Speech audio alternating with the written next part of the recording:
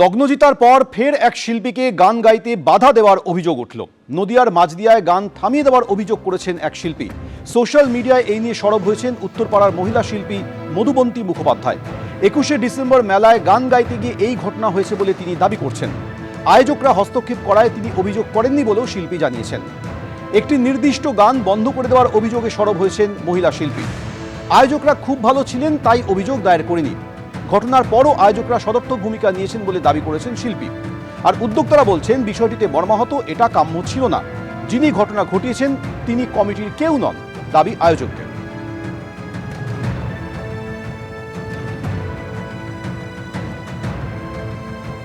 তারিখ মানে 21শে ডিসেম্বর আমাদের অনুষ্ঠান ছিল। তো ওখান থেকে যারা কন্ট্যাক্ট করেছিলেন, যিনি কন্ট্যাক্ট করেছিলেন গৌতম বিশ্বাস, আবারও বলি ভীষণ ভদ্রলোক, শিক্ষিত মানুষ। উনি কোনো স্কুলের ওখানকার হেডমাস্টার। তো উনি বলেছিলেন আমাদের পরপর দুটো স্টেজ হয়, একটাতে লালনগীতি বাউল সঙ্গীত হবে আর একটাতে লোকসঙ্গীত পরিবেশন করতে হবে। তো আমি সেই মতোই যাই। হঠাৎ করে একজন ভদ্রলোক বলবো না, এক ব্যক্তি উঠে আসেন স্টেজে এবং রীতিমতো আমার হাত থেকে মাইক্রোফোনটা কেড়ে উনি বলেন, এই ধর্মের গান আমরা শুনবো না, জাতপাতের গান আমরা শুনবো না, আপনি অন্য গান করুন। যে উঠে আসে তার পরিচয় উনি ওখানকার স্থানীয় বাসিন্দা এবং নামটা আমি জানার চেষ্টা করছি। এখনো পর্যন্ত আমরা রীতিমতো হতবাক হয়ে গেছিলাম। মানে আমি এবং আমার মিউজিশিয়ানসরা রীতিমতো মানে বিস্মিত হয়ে পড়েছিলাম যে এরকম ঘটনা আমাদের সঙ্গে এই প্রথম জীবনে। মানে আমরা কি করব কিছু ভেবে পাচ্ছিলাম না, এরকম একটা সিচুয়েশন। তো যাই হোক, তারপর গৌতমবাবু উঠে আসেন এবং আমাকে বলেন যে আমরা ক্ষমা প্রার্থী কমিটির পক্ষ থেকে, আপনি আপনার মতো পরিবেশন করুন, সঙ্গীত পরিবেশন করুন। এবং মাইক্রোফোন নিয়ে বলেন যে যার শোনার ইচ্ছে হবে না তিনি বেরিয়ে যান, সঙ্গীত শিল্পী তার মনের মতো সঙ্গীত পরিবেশন করবেন। এবং তারপর আমি 1.5 ঘন্টার স্টেজ করি। এই ঘটনা প্রসঙ্গে উদ্যোক্তারা বলছেন বিষয়টিতে মর্মাহত, এটা কাম্য ছিল না। যিনি ঘটনা ঘটিয়েছেন তিনি কমিটির কেউ নন, দাবি আয়োজকদের। আমি ওই মুহূর্তে ওখানে প্রেজেন্ট ছিলাম না, তবুও কিন্তু আমি পরে আসি, এটা শুনি যে এরকম একটা ঘটেছে। সেটা শোনার সঙ্গে সঙ্গে আমি খুব দুঃখ পেলাম, যেটা আমরা আশা করিনি এরকম আমাদের অনুষ্ঠানে এরকম ঘটবে। তা খুব কষ্ট পেয়েছিলাম, কিন্তু সঙ্গে সঙ্গে শুনেও আমরা আমাদের যিনি ওখানে প্রেজেন্ট ছিলেন মাস্টারমশাই সঙ্গে সঙ্গে মঞ্চে উঠে শিল্পীকে যথেষ্ট সাহায্য করা এবং যিনি এই কথা হঠাৎ একজন যিনি উঠেছিলেন হঠাৎ তাকে মেলার থেকে বার করে দেওয়া এবং মাইক্রোফোন ধরে পরিষ্কার বলা হচ্ছে এই মেলাতে শিল্পী শিল্পীর নিজের গান করবে। যদিও আমরা খুব আপসেট এই ব্যাপারটা নিয়ে, এটা আমাদের কাম্য ছিল না, ঘটা উচিত হয়নি। তো যাই হোক, তারপরেও শিল্পী অনুষ্ঠান করেছে, আনন্দের সঙ্গে আমরা তাদের সঙ্গে কাটিয়েছি, 1.5 ঘন্টা প্রোগ্রাম করেছি, খুব ভালো অনুষ্ঠান হয়েছে। কিন্তু এই ব্যাপারটাতে আমরা খুব দুঃখিত। কিন্তু উনি একটা পোস্ট ছেড়েছে সেটা আমরাও দেখেছি, তা সেই জন্য আমাদেরও খারাপ লাগছে। গত মঙ্গলবার বাংলাদেশ ডেপুটি হাইকমিশনের সামনে রণক্ষেত্রের পরিস্থিতি তৈরি হয়। আর এবার মুখ্যমন্ত্রীকে নিশানা করলেন সুকান্ত মজুমদার। ইন্দিরা গান্ধীর সঙ্গে মমতা বন্দ্যোপাধ্যায় তুলনা টেনে বললেন, একসময় ইন্দিরা গান্ধী দেশের দুর্দণ্ড প্রতাপ নেত্রী ছিলেন। সেই সময় দিল্লিতে গণহত্যার প্রতিবাদ করেছিলেন এক সন্ন্যাসী। সেই সময় প্রতিবাদ করা সন্ন্যাসীকে মারধর করা হয়। তখন সাধু সন্তরা বলেছিলেন ইন্দিরা গান্ধীর পতন আসন্ন। কেউ বিশ্বাস করেননি। কিন্তু মমতা বন্দ্যোপাধ্যায় এবার হারবেন, চ্যালেঞ্জ করছেন সুকান্ত মজুমদার। কংগ্রেসের নেতারা হয়তো ইতিহাস ভুলে গেছে। এক সময় ইন্দিরা গান্ধী এই ভারতবর্ষের দুর্দণ্ড প্রধান নেত্রী ছিলেন, তার সামনে দাঁড়ানোর কারো ক্ষমতা ছিল না। চক্রবর্তী মহারাজ বলে সেই সময় একজন সন্ন্যাসী ছিলেন, তিনি দিল্লিতে গণহত্যা বন্ধের প্রতিবাদে আন্দোলন করেছিলেন। ইন্দিরা গান্ধী সেদিন গুলি চালিয়েছিল, সাধু সন্ন্যাসীদের উপর লাঠিচার্জ করিয়েছিল। আমাদের সন্ন্যাসীরা বলেছিলেন ইন্দিরা গান্ধীর পতন আসন্ন। অন্যরা সবাই হেসেছিল, কংগ্রেস হেসেছিল, বলেছিল ইন্দিরা গান্ধীকে হারানো সম্ভব নয়। কিন্তু আমাদের সাধু সন্ন্যাসীদের কথা মিথ্যে হতে পারে না। ইন্দিরা গান্ধী শুধু হেরেছিলেন নয়, জেলে গিয়েছিলেন। তৃণমূল কংগ্রেসও হারবে, মমতা বন্দ্যোপাধ্যায় হারবে, ভবানীপুর থেকে আমরা হারাবো মমতা বন্দ্যোপাধ্যায়। তো ব্যাপারটা সাধু সন্ত নয়, ব্যাপারটা হচ্ছে রাজনৈতিক প্রোপাগান্ডা। আজকে বাংলাদেশের হাই কমিশন বলুন বা অন্য কোনো দেশের হাই কমিশন বলুন, সেখানে যখন একটা প্রতিবাদ মিছিল অগ্রসর হচ্ছে, সেখানে আক্রমণ হওয়ার আশঙ্কা হচ্ছে, তখন রাজ্য সরকারের আইন শৃঙ্খলা রক্ষার দায়িত্বে যে পুলিশ, তাদের কি দায়িত্ব নয় সেটাকে আটকানো?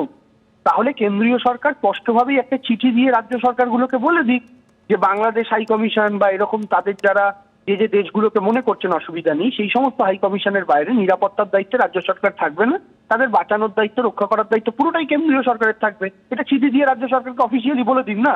এই রকম নাটকবাজি করে তো লাভ নেই। আর সুকান্ত বাবুরা প্রেডিকশনের কথা নাইবা বললেন, ইন্দিরা গান্ধী কি হয়েছিল আর মমতা বন্দ্যোপাধ্যায়ের কি হবে 2021-এও আপনাদের প্রেডিকশন রাজ্যের মানুষ শুনেছে, 2024-এও শুনেছে, আর 2026-এও দেখবে।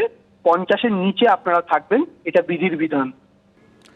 লগ্ন জিতার পর ফের এক শিল্পীকে গান গাইতে বাধা দেওয়ার অভিযোগ উঠল। নদিয়ার মাঝদিয়ায় গান থামিয়ে দেওয়ার অভিযোগ করেছেন এক শিল্পী। সোশ্যাল মিডিয়ায় এই নিয়ে সরব হয়েছেন উত্তরপাড়ার মহিলা শিল্পী মধুবন্তী মুখোপাধ্যায়। 21শে ডিসেম্বর মেলায় গান গাইতে গিয়ে এই ঘটনা হয়েছে বলে তিনি দাবি করছেন। আয়োজকরা হস্তক্ষেপ করায় তিনি অভিযোগ করেননি বলেও শিল্পী জানিয়েছেন। একটি নির্দিষ্ট গান বন্ধ করে দেওয়ার অভিযোগে সরব হয়েছেন মহিলা শিল্পী। আয়োজকরা খুব ভালো ছিলেন, তাই অভিযোগ দায়ের করেনি। ঘটনার পরও আয়োজকরা সদর্থক ভূমিকা নিয়েছেন বলে দাবি করেছেন শিল্পী। আর উদ্যোক্তারা বলছেন বিষয়টিতে মর্মাহত, এটা কাম্য ছিল না। যিনি ঘটনা ঘটিয়েছেন তিনি কমিটির কেউ নন, দাবি আয়োজকদের।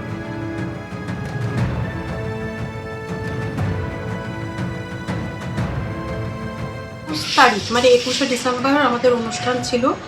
তো ওখান থেকে যারা কন্ট্যাক্ট করেছিলেন, যিনি কন্ট্যাক্ট করেছিলেন গৌতম বিশ্বাস, আবারও বলি ভীষণ ভদ্রলোক, শিক্ষিত মানুষ। উনি কোনো এক স্কুলের ওখানকার হেডমাস্টার। তো উনি বলেছিলেন আমাদের পরপর দুটো স্টেজ হয়, একটাতে লালন গীতি বাউল সঙ্গীত হবে আর একটাতে লোকসঙ্গীত পরিবেশন করতে হবে। তো আমি সেই মতোই যাই। হঠাৎ করে একজন ভদ্রলোক বলবো না, এক ব্যক্তি উঠে আসেন স্টেজে এবং রীতিমতো আমার হাত থেকে মাইক্রোফোনটা কেড়ে উনি বলেন এই ধর্মের গান আমরা শুনবো না, জাতপাতের গান আমরা শুনবো না, আপনি অন্য গান করুন। যে উঠে আসে তার পরিচয় উনি ওখানকার স্থানীয় বাসিন্দা এবং নামটা আমি জানার চেষ্টা করছি এখনো পর্যন্ত। আমরা রীতিমতো হতবাক হয়ে গেছিলাম, মানে আমি এবং আমার মিউজিশিয়ানসরা রীতিমতো মানে বিস্মিত হয়ে পড়েছিলাম যে এরকম ঘটনা আমাদের সঙ্গে এই প্রথম জীবনে। মানে আমরা কি করব কিছু ভেবে পাচ্ছিলাম না, এরকম একটা সিচুয়েশন। তো যাই হোক, তারপর গৌতম বাবু উঠে আসেন এবং আমাকে বলেন যে আমরা ক্ষমা প্রার্থী কমিটির পক্ষ থেকে, আপনি আপনার মতো পরিবেশন করুন, সঙ্গীত পরিবেশন করুন। এবং মাইক্রোফোন নিয়ে বলেন যে যার শোনার ইচ্ছা হবে না তিনি বেরিয়ে যান, সঙ্গীত শিল্পী তার মনের মতো সঙ্গীত পরিবেশন করবেন। এবং তারপর আমি 1.5 ঘন্টার স্টেজ করি। এই ঘটনা প্রসঙ্গে উদ্যোক্তারা বলছেন বিষয়টিতে মর্মাহত, এটা কাম্য ছিল না। যিনি ঘটনা ঘটিয়েছেন তিনি কমিটির কেউ নন, দাবি আয়োজকদের। আমি ওই মুহূর্তে ওখানে প্রেজেন্ট ছিলাম না, তবুও কিন্তু আমি পরে আসি, এটা শুনি যে এরকম একটা ঘটেছে। সেটা শোনার সঙ্গে সঙ্গে আমি খুব দুঃখ পেলাম, যেটা আমরা আশা করিনি এরকম আমাদের অনুষ্ঠান এরকম ঘটবে।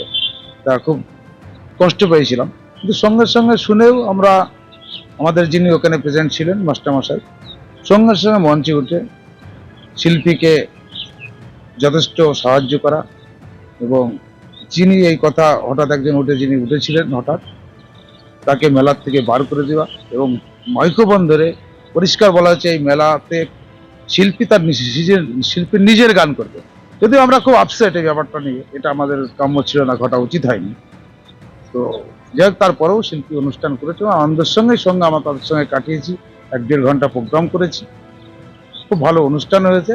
কিন্তু এই ব্যাপারটাতে আমরা খুব দুঃখিত। কিন্তু উনি একটা পোস্ট ছেড়েছে সেটা আমরাও দেখেছি, তা সেই জন্য আমাদেরও খারাপ লাগছে। এবিপি আনন্দ, এগিয়ে থাকে, এগিয়ে রাখে।